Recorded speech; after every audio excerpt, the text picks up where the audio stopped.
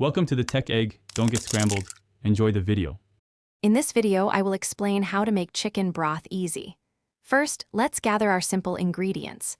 You'll need about 2 to 3 pounds of chicken bones, which can be from a roasted chicken or raw. Also, prepare some aromatic vegetables like carrots, celery, and onions, along with a few sprigs of fresh parsley and thyme.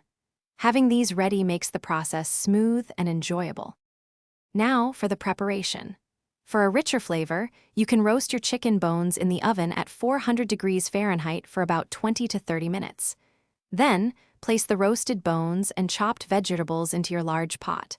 Cover everything with cold water, ensuring it's about 1 inch above the solids. Bring it to a gentle simmer, then reduce the heat to low. The key to great broth is a long, slow simmer. Let your broth cook gently for at least 4 to 6 hours, or even up to 12 hours for maximum flavor.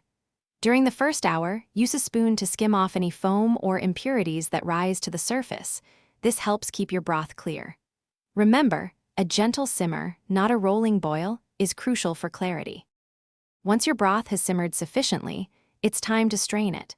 Carefully pour the entire contents of the pot through a fine mesh sieve, discarding all the solids. Allow the beautiful, clear liquid to cool completely before storing.